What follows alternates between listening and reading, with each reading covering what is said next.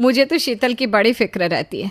उसका ध्यान तो बस घर के बाहर दोस्तों के साथ घूमने फिरने में ही रहता है।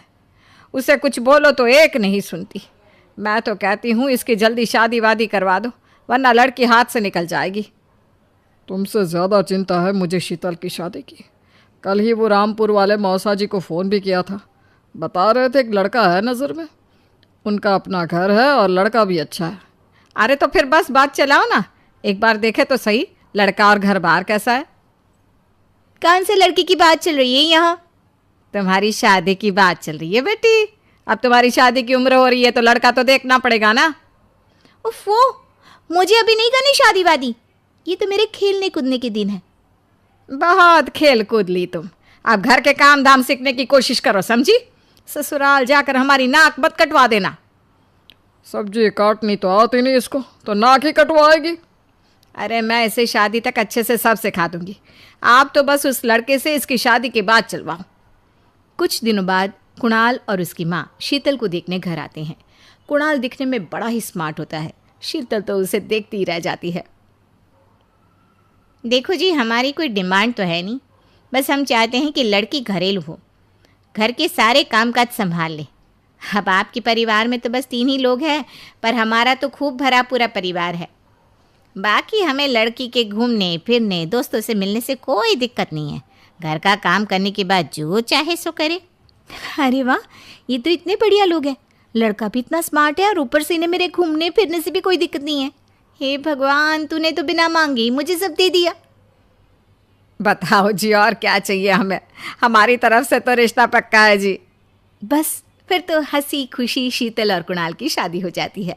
शीतल मन ही मन बड़ी खुश होती है और उसी खुशी के साथ वो अपने ससुराल में कदम रखती है। आओ बहू, तुम्हारा अपने ससुराल में स्वागत है। ये मिलो अपने परिवार से। ये तुम्हारे ससुर जी, तुम्हारी ननद सुनीता और गीता, सुनीता के पति राजेश और उनके 2 बच्चे राजू और चिंटू। ये ना हमारे साथ यहीं रहते हैं। ये तुम्हारी दादी सास हैं और बाकी लोग अभी बाहर गए हुए हैं। इतने सारे लोग, ये सब यहीं रहते हैं इस घर में?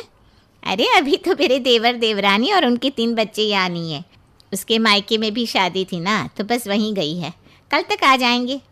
हे भगवान, ये घर है या धर्मशाला? ये सब एक साथ इस घर में कैसे रहते हैं? मुझे तो पता ही नहीं था इनका इतना बड़ा परिवार है। अब समझी कि कोई डिमांड क्यों नहीं की इन्होंने।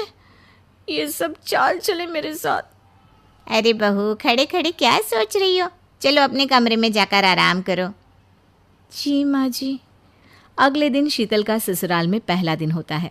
शीतल रसोई में जाकर सबके लिए खीर बनाने लगती है। तभी उसके ननद सुनीता आती है। अरे वाह भाभी, आज क्या बना रही हो? बस दीदी, आज वो पहली रसोई है ना, तो खीर बना रही थी। अरे भाभी, ये खीर वीर रहने दो। घर में 4 लोगों को शुगर है और कुछ लोग मीठा ही नहीं खाते। आप ना सीधा खाना ही बना दो। क्या फ़र्क पड़ता है, मीठा बने या नमकीन? बस बहू के हाथ की पहली रसोई होनी चाहिए ना। जी दीदी, तो फिर मैं खाना ही बना देती हूँ। आप बता दो खाने में क्या बनेगा? बस सिंपल सी कोई सब्जी बना दो, जैसे आलू गोभी या आलू मटर, और उसके साथ रोटियाँ सेक दो। हमारे परिवार में अब तुम्हें मिलाकर पूरे 20 लोग हो गए हैं। 15 बड़े और 5 बच्चे। बड़ों की 6 और बच्चों की 2 के हिसाब से रोटी बना देना। चलो मैं चलती हूँ, सब देख लेना। हाँ, बड़ों की 6 रोटी मतलब कि 15 लोगों की 90 रोटियाँ, और बच्चों की 2 रोटी मतलब 5 बच्चों की 10 रोटियाँ। 90 और 10 मतलब कुल मिलाकर 100 रोटियाँ। हाय, मैं तो मर गई। 100 रोटी अकेले कैसे बनाऊंगी? माँ, ये तुमने मेरी शादी कहाँ कर दी? शादी से पहले तो मैंने कभी 4 रोटी से ज़्यादा नहीं बनाई। शीतल एक बड़ी सी परात में 100 लोगों के हिसाब से आटा निकालती है और उसे गूंथना शुरू करती है। आटा गूंथते गूंथते शीतल के पसीने छूट जाते हैं। उसके बाद बारी आती है रोटी बनाने की। शीतल एक एक करके रोटी बनाना शुरू करती है और 10 रोटी बनाते ही अपनी कमर पकड़ लेती है। हाय, मैं मर गई। मेरी कमर टूट गई खड़े खड़े, और ऊपर से इतनी गर्मी। मैं 100 रोटियाँ कैसे बनाऊंगी?